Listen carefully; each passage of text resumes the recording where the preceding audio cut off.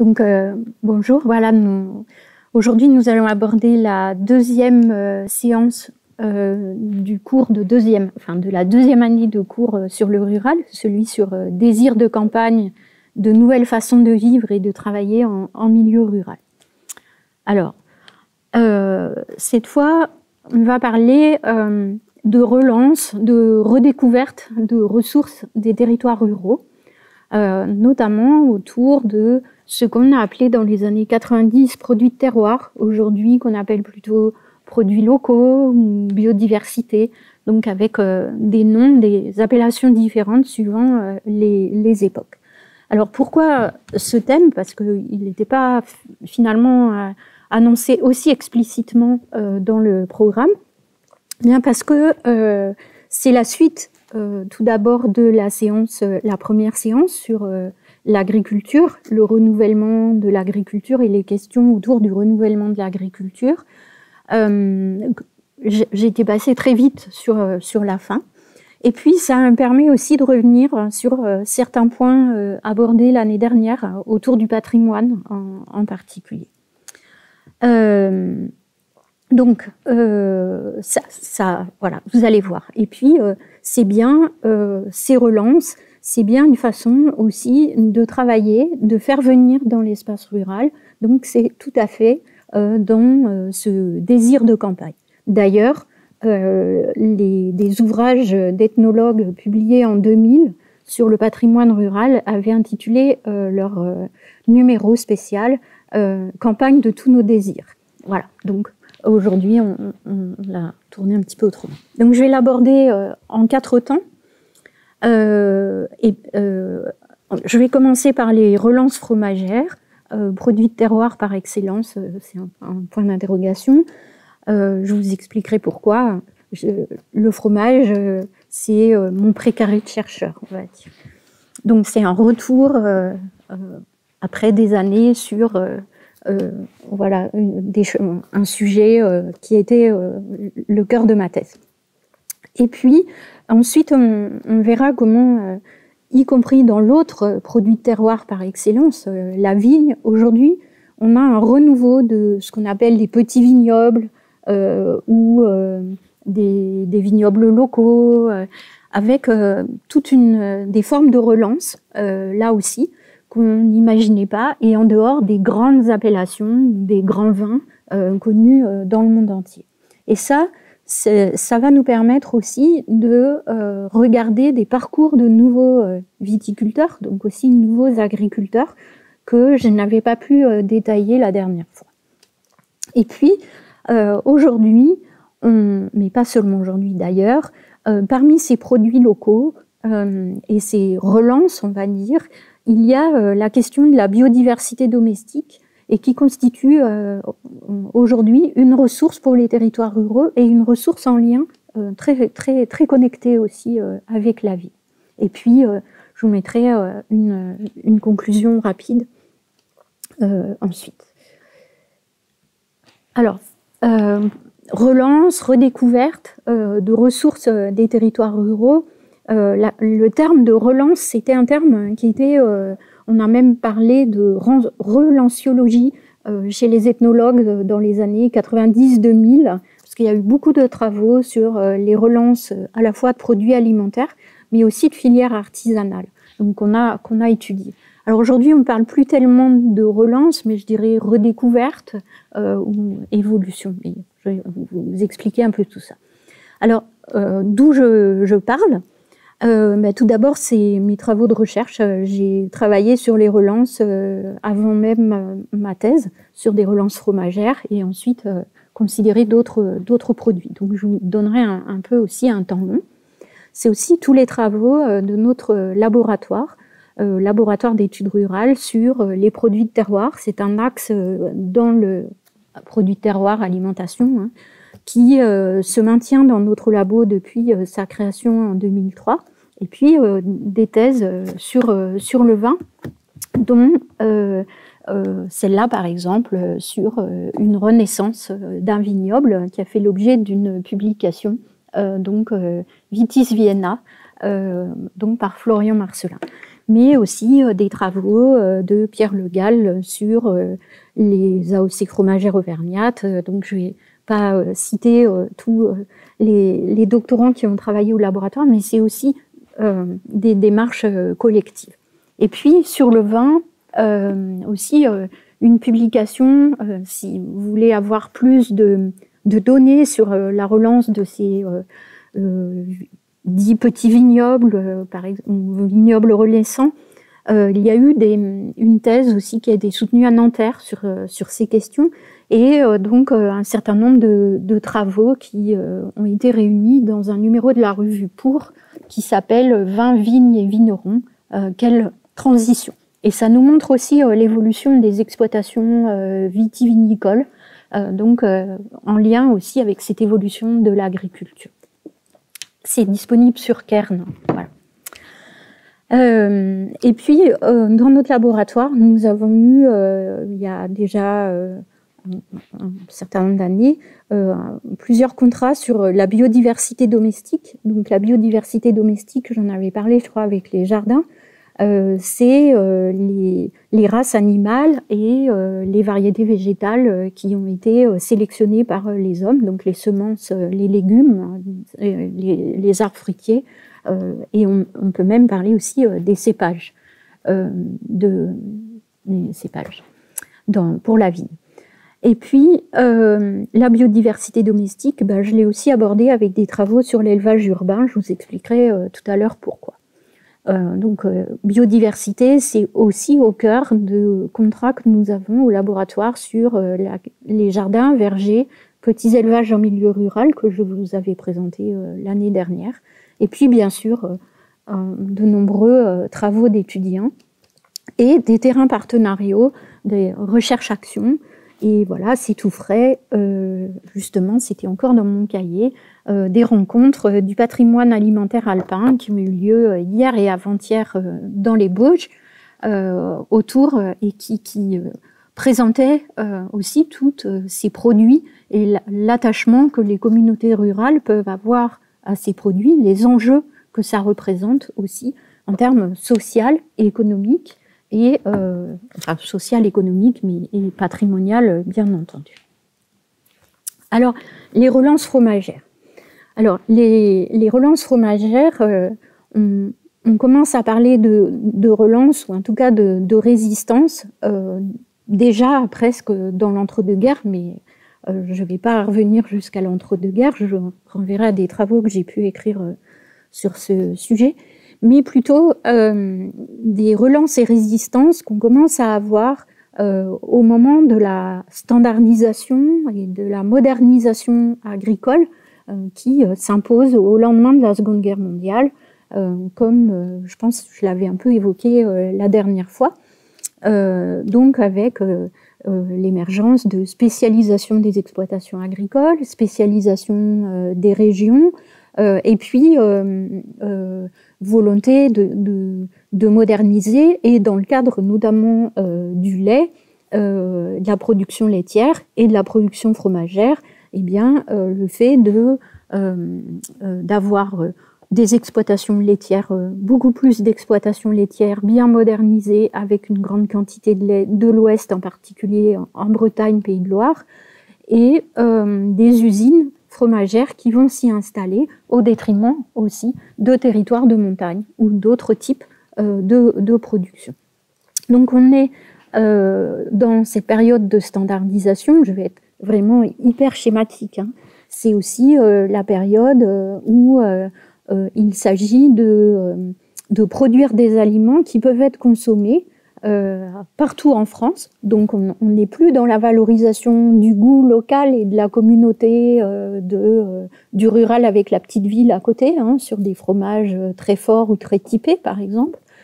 Donc un marché national, voire un marché européen, bien entendu, puisqu'on est au lendemain, enfin vous le savez bien, hein, avec le traité de Rome, donc la création de la politique agricole commune et les ambitions très fortes de la France de devenir le pays agricole de la communauté économique européenne. Et si on veut exporter du fromage, on va faire du fromage qui sent pas trop fort, qui est pas trop typé en goût pour que tout le monde en mange, et en particulier, c'est un petit clin d'œil, les pays du nord de l'Europe, qui sont pas forcément habitués.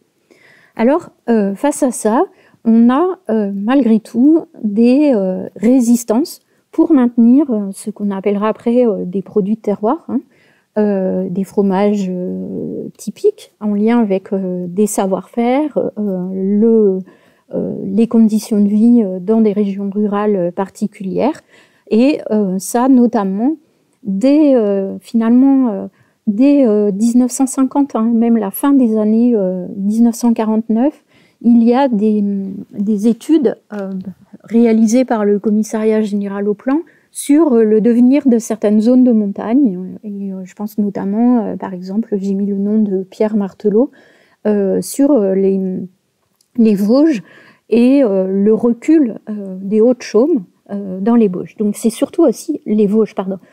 C'est pastoralisme, hein, qui correspond plus déjà. Bon, les Vosges, en plus, il y a eu le problème des destructions, hein, liées à la guerre, vous savez, très, très forte, la Seconde Guerre mondiale, mais aussi un peu partout, un recul du pastoralisme, c'est-à-dire le pastoralisme, c'est soit un homme et quelques aides qui montent en montagne pour plusieurs mois et qui vont avec le troupeau et transformer le fromage. Ou, dans certains cas, comme le système Reblochon ou dans les Hauts-de-Chaume du Forez, toute la famille qui monte l'été dans les Hauts-de-Chaume avec un double habitat qu'on va aussi retrouver, ce système en Corse avec une double transhumance, hein, les villages à mi-pente, les bergers qui montent l'été, et l'hiver, on descend dans la plaine d'Aléria, qui est devenue aujourd'hui une plaine arboricole, viticole et touristique. Voilà. Donc, à un moment où on parle de modernisation, de confort, de loisirs, ce type de mode de vie ne correspond plus du tout. Donc il y a un recul très très fort, avec des interrogations aussi sur le devenir de la montagne. Et tout de suite, dès les années, fin des années 40 et années 50, certains acteurs, Pierre Martelot, c'était un géographe donc, qui était intervenu pour le Commissariat général au plan. Bréard, c'est quelqu'un qui gérait un comité interprofessionnel du lait, qui explique que on peut maintenir une agriculture de montagne en protégeant et en valorisant les fromages de ces territoires qui sont adaptés aux conditions climatiques, aux conditions de vie, et liés à une histoire et un savoir-faire qu'il conviendrait de valoriser et de protéger avec des appellations d'origine. Donc vous voyez très vite l'idée qu'il faut les valoriser comme éléments, comme produits illustrant un mode de vie spécifique adapté à un territoire, mais qu'il faut aussi peut-être un peu les moderniser. Mais on a aussi des résistances fortes à une modernisation imposée. Là, j'étais dans les années 50, mais je vais faire un bond.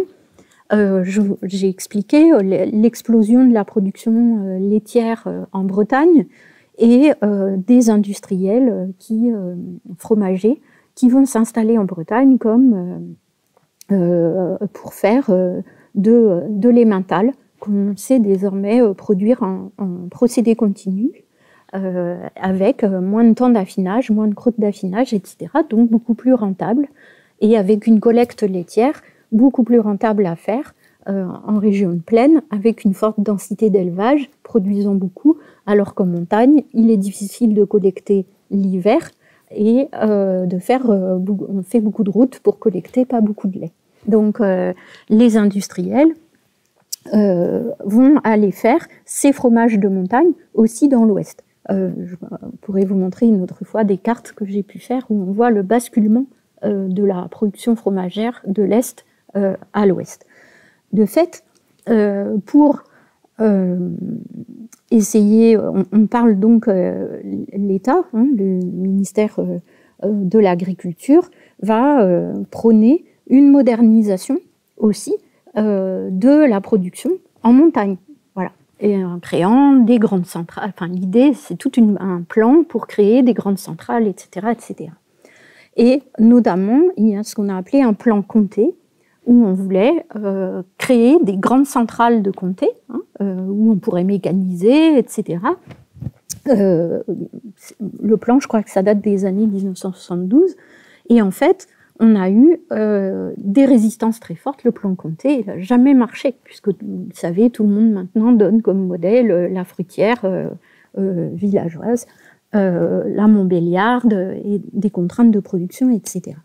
Mais ces résistances, on les a eues aussi dans le Beaufort. Le Beaufort, plus personne montait en alpage, enfin très peu. La production avait beaucoup chuté, donc l'idée c'était quand même, on va collecter le lait, et on va collecter le lait pour faire du lait de consommation pour l'agglomération lyonnaise qui se développe. Et on a eu des résistances en disant, non, voilà, les producteurs de Beaufort et les gens de la vallée de Beaufort, le Beaufort, c'est une autre histoire, c'est un autre produit, on le fait ici, on l'a toujours fait, donc on va essayer de continuer à le faire dans d'autres conditions, c'est-à-dire ne plus produire seulement l'été, en alpage, mais toute l'année au sein de coopératives, etc., etc. Mais tout en gardant notre fromage et en faisant un peu évoluer le savoir-faire. C'est la même chose pour le laïol sur le plateau d'Aubrac. Donc dans les années 60, des résistances portées par les mêmes mouvements agricoles que ceux qui ont porté la modernisation agricole de la Bretagne, qui ont permis de maintenir ces produits. Et ça, vraiment dans un processus, si vous voulez, d'aménagement rural et de maintien de population rurale. Le Beaufort, il y a eu des aides aussi de chercheurs de l'INRA, donc voilà.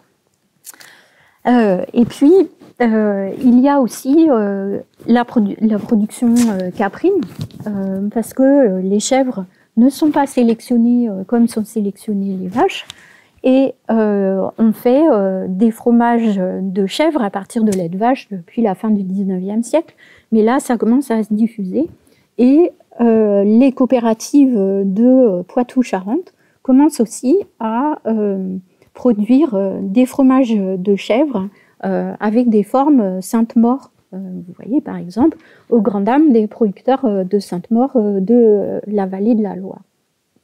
Donc, à partir de là, on a aussi des producteurs de chèvres fermiers qui vont se mobiliser pour valoriser leurs produits et essayer de le maintenir dans leur région d'origine.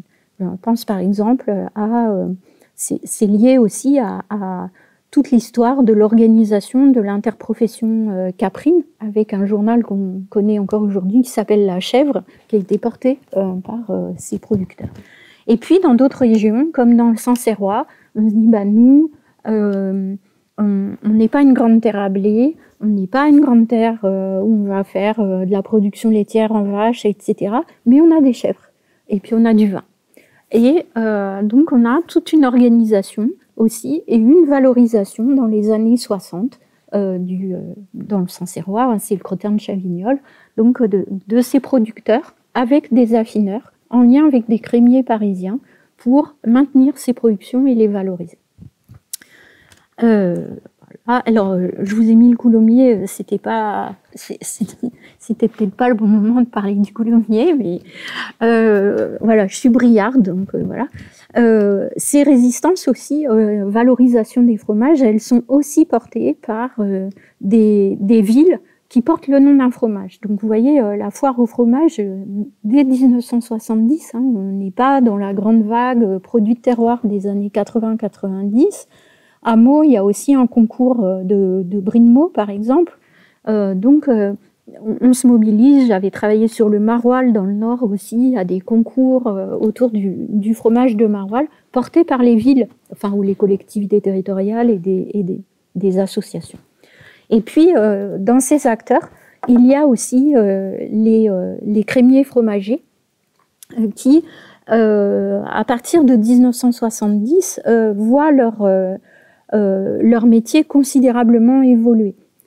Les crémiers, c'était l'endroit où il y avait du froid, où on pouvait aller chercher le lait tous les jours, voire 2 fois par jour même si on voulait, le beurre, etc. C'est eux qui avaient de la glace aussi dans leur boutique. Et à partir du moment où on a du lait UHT qu'on va acheter au supermarché 1 fois par semaine, on n'a plus besoin d'aller à la crèmerie tous les jours. Donc on a un métier qui change complètement et qui va se centrer à partir du milieu des années 70 sur les fromages et aller chercher des fromages de terroir, soutenir les filières, les producteurs et les vendre notamment à Paris, mais pas seulement. À Lyon, c'est la même chose. Ils ont leur propre circuit. Ils portent, c'est des acteurs importants qui vont aussi porter après des relances, des demandes, être aussi liées à des demandes d'appellation. Je pense à un autre crémier fromager, par exemple, à Chambéry, qui était un affineur de fromage d'abondance, ou une femme qui fait de l'affinage dans le Charolais, sur du fromage de chèvre de Charolais, et qui ensuite va aller les vendre à Paris. Et donc, voilà. Donc, il y a un article du Monde dans les années 60-70 qui dit que la chèvre permet à certains pays ruraux de ne pas mourir. Voilà, on est en plein dans la lutte pour le rural, le post-68. Alors, c'est des mouvements, plus de résistance, je dirais, que de relance. Et à partir des années 1980, on va avoir ce qu'on appelle des relances de produits de terroir, et en particulier des relances fromagères. Alors pourquoi ? C'est une période de remise en cause de la politique agricole commune, de recherche de diversification agricole. Donc à un moment où on voulait faire en 60 de l'agriculteur un exploitant rural qui livre sa matière première à des industries agroalimentaires, à partir de 1980, fin 80 et surtout 90, on va encourager les exploitants agricoles aussi à transformer et vendre leurs produits. D'accord. Et ça, en lien donc avec la réforme de la politique agricole commune, et dans le secteur du lait, bien entendu, la question des quotas laitiers. Je ne vais pas m'appesantir là-dessus parce que je crois que je pourrais passer l'ensemble des heures de cours sur les fromages. Donc voilà, en tout cas, des relances fromagères importantes liées à une évolution de l'agriculture, mais aussi une évolution des goûts des consommateurs, qui, après avoir recherché des produits standards, vont aller chercher des produits authentiques, peut-être pas tous les jours, mais pour le repas du dimanche, à certains moments. Donc, dans les années 90, on parle d'authenticité, artisanat, produits artisanaux, donc ils vont revaloriser les petites fromageries artisanales. Et c'est aussi la période de redécouverte du rural, une campagne de tous nos désirs que j'avais évoquée lors du cours sur le patrimoine rural. Et les relances de produits de terroir participent de cette patrimonialisation des espaces ruraux, de nouveaux regards portés aussi sur les espaces ruraux. Et puis cela, c'est également à mettre en lien avec l'institutionnalisation du développement local que j'avais aussi évoqué, je pense, dans le cadre de la séance sur le patrimoine rural. C'est au moment, dans les années 80-90, où on va chercher à valoriser des ressources, les ressources des territoires, pour faire du développement. C'est-à-dire qu'on n'est plus dans l'idée que le développement est un peu descendant sur des modèles un peu uniformes. Ça change déjà à partir du milieu des années 70, mais ça ne fait que s'accélérer dans les années 80-90. L'idée, c'est que chaque territoire a ses ressources, et c'est ces ressources-là qu'il faut mobiliser. Et eh bien, dans les années 90, j'ai pas vu la quasi-totalité des porteurs, enfin des contrats autour du développement local portent une relance de produits locaux, et en particulier un fromage si on en a. Ces relances fromagères, elles intéressent aussi la grande distribution, bien entendu, qui cherche à diversifier sa gamme de produits dans les années 80-90. Diversification autour du terroir, de l'authentique, voilà, autour du bio et autour, c'est l'émergence du bio, enfin pas l'émergence, mais dans les grandes surfaces en tout cas, et des produits du monde. Donc c'est aussi une diversification de gamme dans les grandes surfaces. Donc des industriels qui vont aussi s'y intéresser, et l'idée, ça va être de protéger aussi ces produits par une appellation d'origine qui va permettre de faire en sorte que eh bien, on n'en produise pas partout, mais que cette ressource territoriale reste vraiment dans le territoire dont il porte le nom. Voilà, donc on a une multiplication des demandes d'appellation d'origine fromagère à partir des années 80 et notamment 1990, ainsi que demandes d'appellation aussi pour d'autres produits.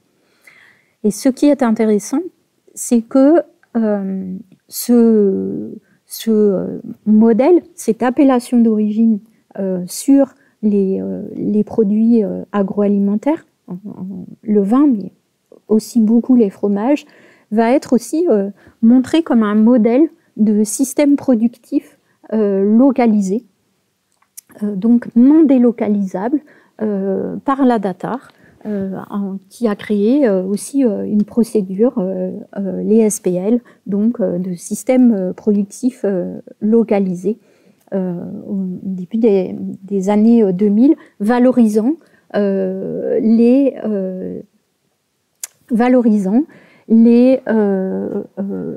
productions spécifiques d'un territoire et le système qui les articule. On a parlé de système productif localisé aussi pour les fromages, puisqu'on a des agriculteurs, des transformateurs, mais aussi des habitudes de consommation qui jouent. Et en valorisant ce produit, on valorise aussi un territoire. C'est pour ça aussi, tout à l'heure, je vous disais que c'est pris dans le cadre du développement local, dans la mesure où, si par une appellation d'origine, vous faites un dossier de demande d'appellation d'origine pour montrer que votre produit est extraordinaire, comme il porte le nom géographique du lieu où vous êtes, eh bien, vous valorisez aussi le territoire. Vous voyez, on qualifie le produit, et en qualifiant le produit parce qu'il est étroitement lié au territoire dont il porte le nom, eh bien, on va qualifier le territoire aussi. C'est aussi pour ça que c'est un facteur de développement local. Alors, je vous ai mis là, par exemple, une affiche ancienne, c'est pas la plus récente sur la Tome des Bauges, mais qui montre qu'on valorise le paysage des Bauges, la tarine, une race locale, après les prairies fleuries, les bidons de lait, etc. Et en fait, le fromage est la synthèse de ce produit. Et justement, certains parcs naturels régionaux se sont créés dans les années 90-2000, en même temps aussi que la revendication d'appellation pour certains produits, comme la Tome des Bauges, c'est à peu près un mouvement vraiment parallèle à celui de la création du parc. On a aussi la châtaigneraie d'Ardèche avec l'AOC sur la châtaigne. Et les parcs naturels régionaux vont aussi promouvoir des produits comme ici, et les relancent. Par exemple, le bleu du Vercors, comme vous voyez, une affiche ancienne aussi. Donc on va aussi faire des fêtes autour du produit, etc. Donc c'est pour ça que c'est aussi une forme de ressource, ça crée du lien social, mais ça crée aussi des liens ville-campagne. Ainsi, on a montré aussi, et des chercheurs, le lien entre ces produits qui créent de l'emploi, qui maintiennent une agriculture, des paysages, mais aussi une dynamique touristique, de tourisme rural. Et on parlait de panier de biens, donc c'est notamment Bernard Pecker, André Mollard, qui ont valorisé ça. Et donc, je leur fais un petit clin d'œil parce qu'ils ont surtout travaillé sur la région des Baronnies avec les relances des olives. Hein. C'est aussi la période de relance de l'olivier, des huiles d'olive et des olives, hein, ces années 90. Donc, voilà, c'était sorti un peu du fromage. Et puis, aujourd'hui, ce qui est intéressant, c'est que on a eu des produits, des fromages qui se sont maintenus, souvent appelés fromages de pays, sans véritable nom, qui étaient consommés dans la région et qui n'ont, jusqu'à présent, qui n'avaient pas encore demandé d'appellation d'origine. Ces fromages, ils se sont maintenus par des pratiques d'achat spécifiques et des pratiques alimentaires spécifiques. Puisque on est ici à Lyon et tout près, on a, enfin tout près de Saint-Étienne et des environs de Saint-Étienne et de la Haute-Loire, par exemple, le fromage aux artisous. Donc les artisous, je sais pas si c'est une sorte d'insecte hein, dans la croûte qu'on voit au microscope. Donc vous comprenez bien que c'est pas un fromage qui passe par la standardisation des années 60-70, mais la fabrication s'est maintenue, le savoir-faire s'est maintenu par de la vente sur les marchés, en achat à la ferme, etc. Et donc, c'est maintenu. Et aujourd'hui, donc, le fromage aux artisous fait l'objet de beaucoup de promotions.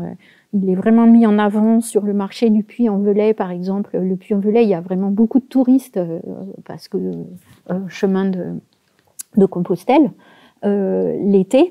Et donc valoriser et cherche aussi à avoir une appellation. Donc voilà, c'était pour vous faire un petit historique et vous montrer que ça c'est important parce que ce sont des ressources pour les territoires ruraux, donc qui ont permis de maintenir des savoir-faire, des pratiques qui ont permis de maintenir aussi des emplois, des filières dans ces territoires. Et puis aujourd'hui, on a aussi depuis quelques années un renouveau des petits vignobles. On avait bon, tout le monde connaît le Bordeaux, les vins de Bourgogne, les vins de Champagne, mais on avait des petits vignobles un petit peu partout et qui étaient souvent considérés comme aussi des vignobles produisant un peu de piquette locale qui avait été replantée après le phylloxéra, mais pour la consommation un peu locale, pas forcément valorisée. Et depuis les années 2000, dans cette veine, je trouve, de relance, de redécouverte, de propres ressources, de produits et de valorisation du produit, de savoirs locaux, on assiste à une relance ou des renaissances, voire presque de réinvention de vignobles et qui sont aussi portés par des parcours de viticulteurs spécifiques. Alors, j'ai pas eu le temps de référencer mes photos, donc là, ça c'est le budget. Et ces parcelles-là, elles sont surtout destinées à faire du vin de Cerdon. Donc c'est un vin naturel, un peu rosé, sucré, pétillant, dans le secteur vers le Bugey, Vallée de l'Ain. Voilà. Et on a donc la création de nouvelles entreprises, je trouve vitivinicoles, en tout cas de nouveaux acteurs qui s'installent autour de ces relances de vignobles. Alors, j'ai quelques exemples avec des parcours et des objectifs qui sont très différents, que je n'avais pas eu le temps de détailler la dernière fois, donc je trouvais que c'était intéressant de regarder. Si je prends ce fameux vignoble du Bugey, qui a obtenu une appellation très récemment, dans les années 2000, le vin du Bugey, il restait un noyau assez fort, notamment porté par le vin de Cerdon, mais pas seulement, et on a aujourd'hui une extension sur les marges aussi de ce vignoble avec des replantations. Et là, on est un peu sur des marges près de la ville de Bourg-en-Bresse. Vous voyez que si on va dans des villages qui jusqu'à présent valorisaient essentiellement l'élevage bovin et le fromage, où on voit des installations de caveaux, vins pétillants, etc. et d'installation de jeunes vignerons qui replantent dans ce secteur où la vigne avait quasiment disparu. Alors j'ai dit des parcours différents, parce que rien que sur ce secteur, je peux vous dresser le portrait de deux femmes. Une femme qui va se lancer dans la production de vin sur une toute petite parcelle pour pouvoir rester à la maison et élever ses enfants. Donc elle a planté une parcelle dans un secteur juste à côté de sa maison, enfin tout près de chez elle. Ensuite construit une maison avec un caveau pour pouvoir faire son vin, un vin bio qu'elle vend donc vin bio. Elle a une toute petite production. Elle vend direct et aujourd'hui, elle a une réputation très importante. Avec toute une technique aussi, c'est-à-dire que l'entretien des vignes se fait par des moutons. Donc vous voyez là, des moutons qu'elle a retrouvés, donc de race aussi domestique. Et elle, c'est l'idée de faire un produit. Elle est très technique, elle va aller chercher comment améliorer son vin, etc. Mais elle n'est pas dans l'idée, elle a sa parcelle d'agrandir, de construire un domaine, de transmettre un domaine. Elle est bien dans je fais quelque chose qui me plaît et elle a construit son marché, elle a un bon revenu autour de ça. L'autre, c'est une femme qui a repris quelques parcelles de son père dans un secteur où il n'y avait plus du tout de vignes. Hein. On est vraiment dans le périurbain de Bourg-en-Bresse. Son père avait relancé autour d'un ESAT, donc pour former former des personnes handicapées, etc. Avait replanté une parcelle. Ensuite, s'était installée. Et puis elle savait pas trop quoi faire de sa vie. Elle a fait une formation viticole et en fait, elle a décidé de s'installer, de créer. Et son discours, c'est « je veux créer un domaine. Je veux créer un domaine que je transmettrai à mes enfants. » Et ça, enfin, je trouve, vous voyez, c'est des discours différents. Elle est aussi très technique. Elle s'est associée à son frère qui a arrêté aussi, qui travaillait à l'usine, qui est revenu avec elle. Et ils viennent de construire, reprendre un bâtiment, parce qu'ils étaient tous serrés dans un cœur de village, ils travaillaient de façon pas du tout ergonomique et facile, hein, de créer un bâtiment avec accueil, vente, etc. Et l'été dernier, j'ai même vu plusieurs voitures de Néerlandais venir dans ce secteur acheter. Au départ, elle a vendu, elle appelle un de son vignoble du nom de la montagne près de Bourg-en-Bresse. Elle est passée par les magasins de producteurs, les marchés paysans, les animations, et elle a valorisé le vin d'ici, si vous voulez. Donc c'est ça, en cela que c'est intéressant, ces relances de vignobles, parce qu'elles sont aussi portées par des nouvelles formes de commercialisation pour certains. Et on va retrouver des relances aussi assez portées par des acteurs différents. Un certain nombre d'autres, par exemple, on fait renaître, il y a le vignoble d'Auvergne. Alors le vignoble d'Auvergne, vous le savez, c'était quand même connu un peu autour de Clermont, etc., comme de la Piquette aussi. Hein. On passe le vignoble du Forêt ou des Côtes Roannaises, considéré comme vignoble pour les mineurs de Saint-Étienne, et aujourd'hui qui ont un bon marché, une bonne image. Et donc c'est la relance, par exemple, de ce vignoble de Côte d'Auvergne, eh bien, est portée par des jeunes aussi qui ont repris des exploitations. Et eux, ils ont recréé, alors ce qui est des parcours intéressants, hein, une fille de vigneron et de producteur de riz de Camargue dans le sud de la France qui s'est mariée avec quelqu'un qui n'était pas du tout originaire du milieu agricole mais qui voulait se relancer, qui a fait une formation viticole. Ils ont voulu reprendre et recréer un domaine et ils sont allés parce qu'aujourd'hui, on sait que le foncier viticole, c'est très très cher. Donc, sont allés en côte d'Auvergne. Et ce petit vignoble, eh bien, aujourd'hui, a sa réputation en passant par, justement, les restaurateurs locaux qui les offrent sur leur carte et les cavistes. Les cavistes, aujourd'hui, sont dans les villes, eh bien, jouent un rôle clé, comme mes fromagers tout à l'heure, pour faire connaître ces petits vins dans le sens en superficie, hein, pour les faire connaître, séduire, déconcerter, faire découvrir aux consommateurs d'autres vins aussi. Et donc, ils jouent un rôle important aussi. Voilà, c'était pour vous montrer, tous sont plus ou moins, la plupart en bio. Certains vont travailler, j'en ai vu un autre qui a fait du conseil agricole pendant des années et qui s'est dans le monde entier, hein, et qui s'est installé dans le Beaujolais, donc avec un cheval, petite parcelle, en y mettant des oies pour nettoyer, donc avec d'autres systèmes. Voilà, et c'est ça que je voulais aussi vous montrer. Alors, ces vignobles, ils renaissent aussi par des actions collectives.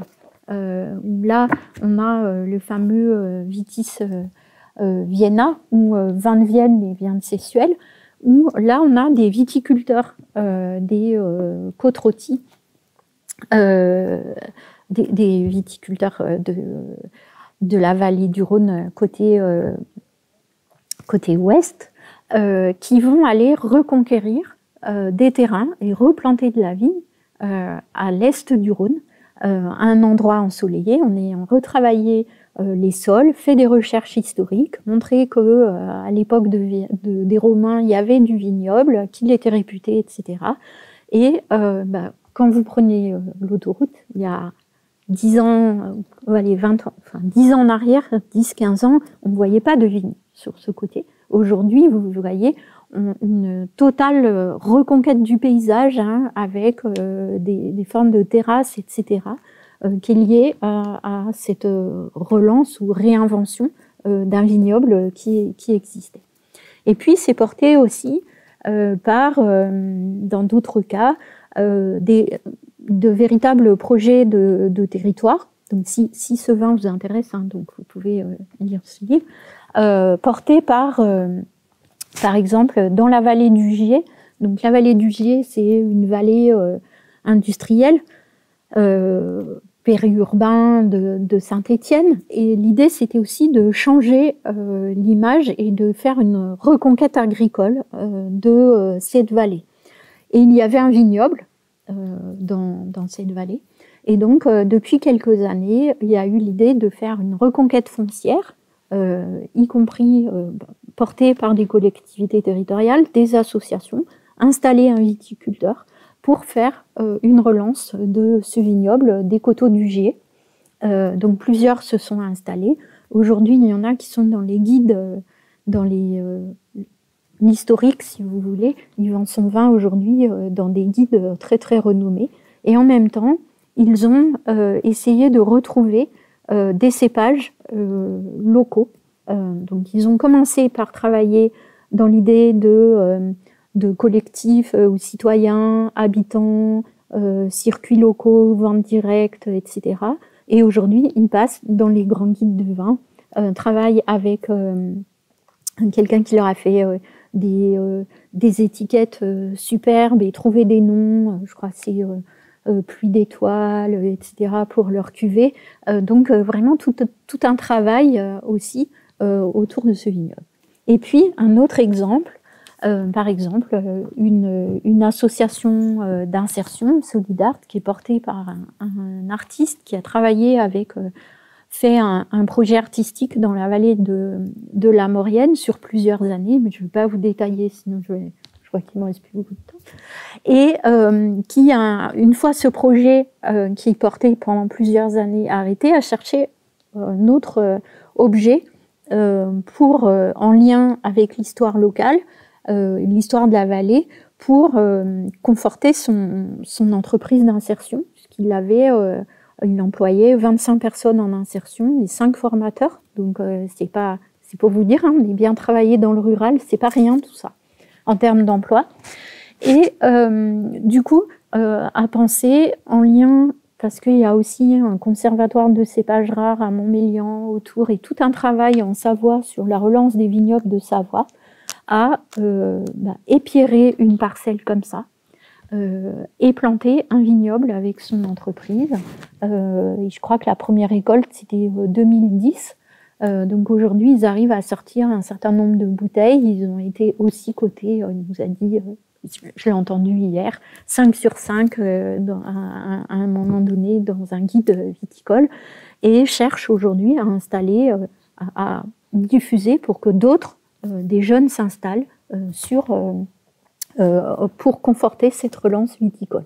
Voilà. Donc c'est pour vous montrer qu'on a aussi des relances qui sont portées par différents types d'acteurs. Et ce qui est intéressant dans le cas de la vallée de la Maurienne, c'est qu'on a aussi, il y avait un musée de la vigne et du vin, parce que Montmélian, hein, c'était un vignoble qui était quand même connu aussi. Et du coup, un vignoble qui aujourd'hui porte toute la mémoire d'une personne qui a fait tout un travail sur les cépages et les cépages rares, et qui a été un musée de société, vous voyez, c'est un musée qui a été créé dans les années 90 avec vieux objets, vieux pressoirs, etc., qui nous expliquait, la conservatrice de ce musée, qu'à cette époque-là, ces visiteurs, c'était plutôt des personnes autour de 50 ans et plus, qui venaient voir comment eux, dans leur enfance, ça se faisait, ou comment faisaient leurs parents. Et aujourd'hui, qui a complètement rénové le musée, qui a fait l'objet d'une rénovation, et qui travaille avec les viticulteurs qui s'installent progressivement, puisqu'on a une relance des vignobles, différents vignobles de Savoie, les fait venir et participe donc d'animations touristiques, dégustations, etc.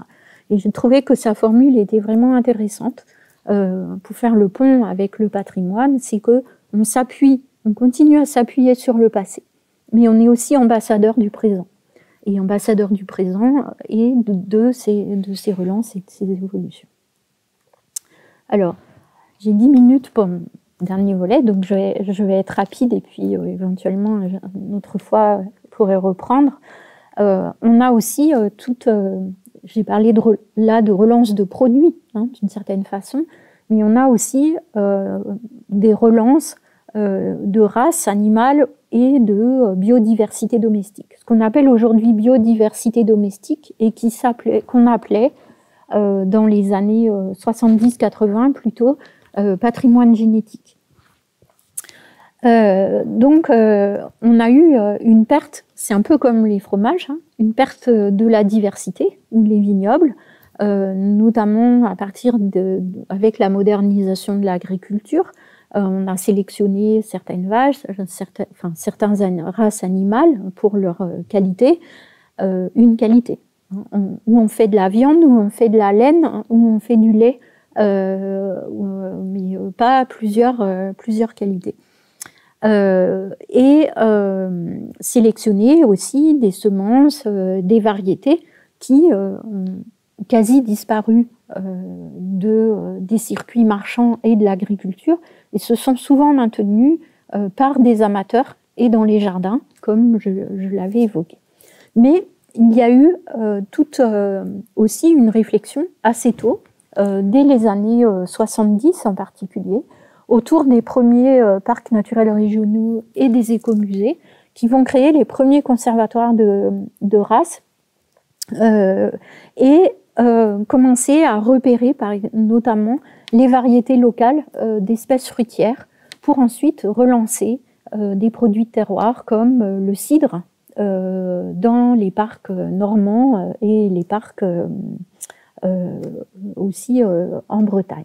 Donc c'est un petit peu ça, je ne vais pas vous le détailler, mais on a eu déjà des premières actions portées par des conservatoires botaniques, le muséum, des associations, sociétés d'ethnozootechnie, etc., qui ont conservé ce patrimoine, avec l'idée de leur trouver aussi de nouveaux usages, donc qui ont pu être promus beaucoup avec la promotion des produits de terroir.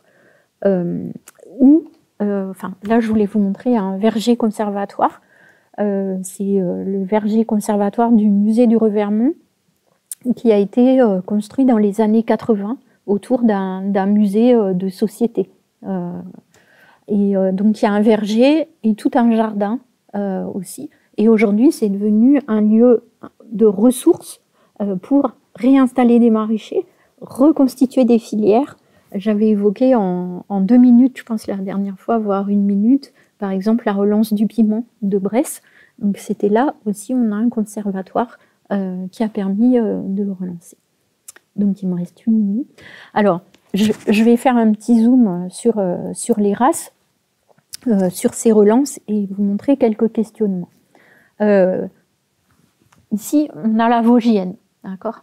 Donc, une race, un produit, on connaît ce discours. La Vosgienne a failli disparaître, mais les Vosgiens y étaient attachés, comme on est attaché à un fromage, on est attaché à une race, ici. C'est très affectif, les races. Et aujourd'hui, on cherche à les relancer. Il y a quelques années, c'était la vache qui était en photo au Salon de l'Agriculture. Ça l'a vraiment beaucoup promu. Et donc, on cherchait à réintroduire la Vosgienne dans le cahier des charges du fromage de Münster ou d'autres produits, ou en tout cas valoriser les produits de cette race pour encourager son maintien. Et puis je vous ai mis, parce qu'ils sont quand même super originaux et en général très... il y a une sorte d'attachement, les Thônes au marteau.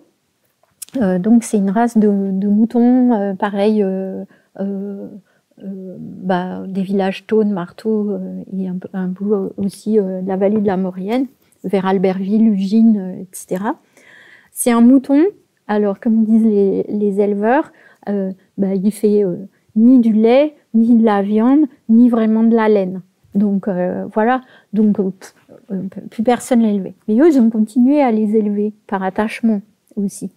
Et aujourd'hui, essaient de promouvoir cette race à mieux et de réinstaller des éleveurs autour de cette race. Donc ils ont fait de la sélection et aujourd'hui la génétique aide beaucoup aussi pour refaire qu'elle donne plus de lait, plus de viande. Ils n'ont pas encore trouvé de quoi valoriser la laine.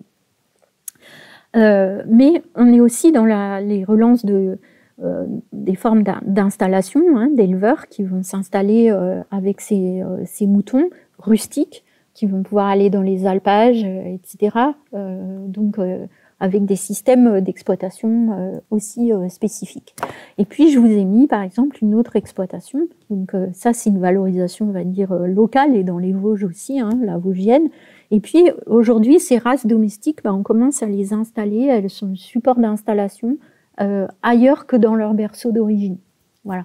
Donc ça, je crois que c'est des velets qui sont dans le Revermont, avec un système qui permet, associé avec des chèvres, qui permet de débroussailler, de reconquérir un peu des pâturages sur les broussailles et dans les vergers. Et ce qui est intéressant, avec ces relances de races locales, c'est retrouver aussi de nouveaux usages. Donc tout le monde connaît le Baudet du Poitou, qui a été relancé aussi, race muletière de trait en lien avec le tourisme. Mais on a là l'âne gris de Provence, qui est aussi une race locale. Et bien ici, c'est quelqu'un c'est un éleveur des Hautes-Alpes, et qui va donc l'hiver sur la Côte d'Azur avec ses ânes, et qui nettoie des terrains du conservatoire du littoral de Côte d'Azur avec ses ânes. Donc on est dans ces systèmes encore, on va dire, de transhumance, mais cette fois pour des usages aussi, une rémunération, on va dire, d'entretien de préservation de l'environnement dans un territoire fortement urbanisé ou périurbanisé, en tout cas de tourisme. D'autres races, là, c'est des chèvres qu'on appelle chèvres du Massif central ou chèvres des fossés. Mais là, c'est une éleveuse qui s'est installée à Saint-Flour, c'est une reconversion aussi il y a quelques années. Elle vend exclusivement sur les marchés et elle a très peu de foncier.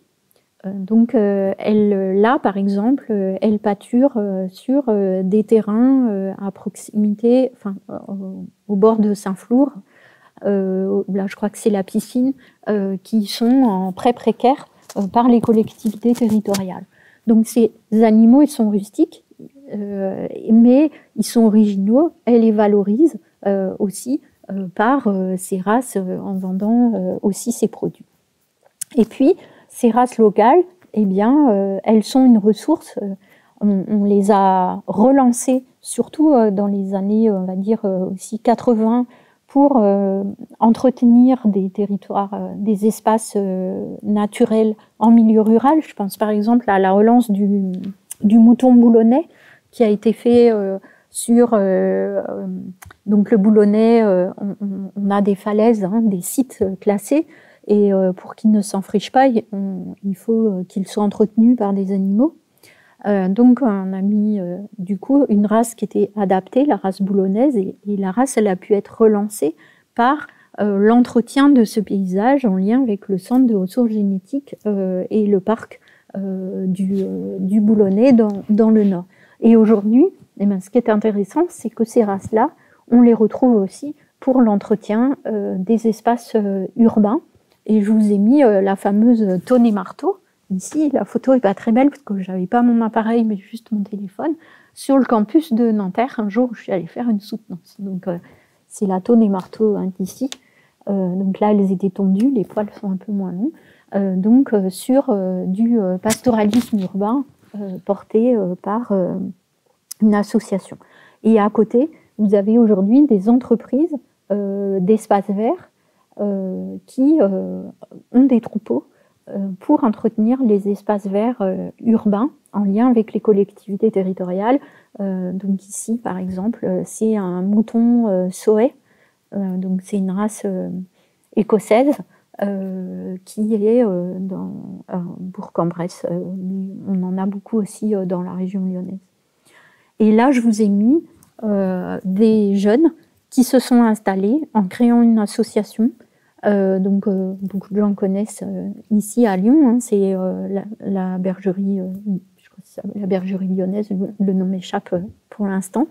Donc avec une race aussi ancienne à viande, pas forcément d'ici. Et là, ils sont dans les Monts d'Or, mais ils vont aussi faire pâturer en ville avec une association, donc des bénévoles qui font les bergers. Et les bénévoles reçoivent un peu de viande, des coussins en laine, etc. Vous voyez, dans un système un peu d'AMAP en lien avec cet élevage. Voilà, puis je vous ai mis parce que c'est bientôt Pâques, donc les agneaux. Donc on voit, là, il est sur un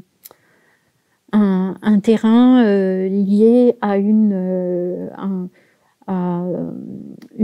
association de réinsertion qui a un domaine qui était un ancien hôpital, donc inséré dans un tissu périurbain, mais ils viennent donc dans Lyon, ils sont venus aussi sur le campus de Porte des Alpes. Voilà, donc je vais m'arrêter là pour aujourd'hui sur ces questions de relance, et si j'ai quand même 5 minutes, j'aimerais donner mes petits éléments de conclusion quand même. Même si je ne suis pas allée au bout. C'est bon, 5 minutes. Donc, ce que je voulais montrer, c'est avec ça, c'est toute une réflexion sur le rapport au lieu et de fait au terroir. C'est-à-dire que dans les premières relances, on a un terroir qui est quand même un terroir, nous d'ici, ancré, notre histoire, etc. Alors qu'aujourd'hui, ces relances, on cherche à adapter. Elles sont aussi dans l'adaptation de nouveaux usages bien entendu, de transplantation ailleurs et d'essais. J'ai pas eu le temps d'évoquer la biodiversité sur les fruits et les légumes, mais l'idée c'est aussi d'être résilient. Et les relances de cépages que j'ai évoquées, aujourd'hui on va aller rechercher des cépages qui sont plus tardifs par rapport aux gelées qu'on vit, très chaud et des gelées tardives. On va aller chercher des cépages qui sont tardifs, justement, qui n'auront pas encore. On va aller chercher des cépages, comme ils sont tardifs, ils vont moins monter en sucre, on va pouvoir les récolter à un moment où ils auront un petit peu moins de sucre, parce qu'aujourd'hui, ce qui se passe dans le vin, c'est comme il y a des chaleurs très fortes, des canicules d'été, les vins sont trop forts en degrés. Donc, on va aller chercher aussi d'autres cépages, plus résistants, demandant moins d'eau, etc. Donc, cette biodiversité, elle est aussi recherchée pour s'adapter au changement climatique aujourd'hui. Donc, nouveaux usages, changement climatique. Et c'est comme ça qu'on va aussi, sur les légumes, réfléchir à l'installation de maraîchers dans des territoires qui n'étaient plus des territoires maraîchers, mais avec des variétés adaptées à la montagne, par exemple, de salades, de tomates qui vont s'adapter. Donc, on n'est plus complètement dans cette idée. Et puis, moi, je trouve que on peut glisser, mais j'y reviendrai aussi, à l'idée que ça permet de réfléchir aussi à des complémentarités entre différents types d'agriculture. Parce que, par exemple, la laine de tône, elle n'est pas valorisée encore. Mais quand même, une partie de la laine est donnée par un éleveur, il va donner à un maraîcher qui fait un couvert, au lieu de faire un paillage, il met de la laine. Donc on va chercher, il y a aussi des relances de production de matelas en laine. Donc on va rechercher aujourd'hui aussi à valoriser des animaux qui sont multiproduits. C'est-à-dire on ne va pas chercher le mouton qui produit juste du lait ou juste de la viande. On va essayer de tout valoriser aussi sur le mouton. Donc on va revaloriser des races qui avaient ces aptitudes-là. Donc ça, je pense que c'est aussi intéressant à penser. Et des complémentarités entre le maraîcher, l'éleveur, et aujourd'hui il y a toute une réflexion sur le renouveau de la polyculture élevage à l'échelle d'une exploitation ou d'un collectif d'agriculteurs. On a de plus en plus de collectifs qui s'installent avec différents ateliers, mais aussi de complémentarité à l'échelle d'un territoire entre des exploitations qui font de la production végétale et des productions animales. Donc c'est un petit peu tout ça que je voulais vous montrer et ouvrir, et vous expliquer aussi que ça, c'est des évolutions de l'agriculture en partant d'un patrimoine, d'éléments du territoire ou d'ailleurs, avec des échanges, mais aussi que ça permet ce sont de vraies ressources, parce que c'est des ressources qui créent de l'emploi, qui sont porteurs de liens sociaux aussi. C'est des associations, parfois mobilisent tout un réseau d'acteurs autour d'eux, et permettent aussi de réfléchir, ou en tout cas des formes d'adaptation au changement climatique. Voilà.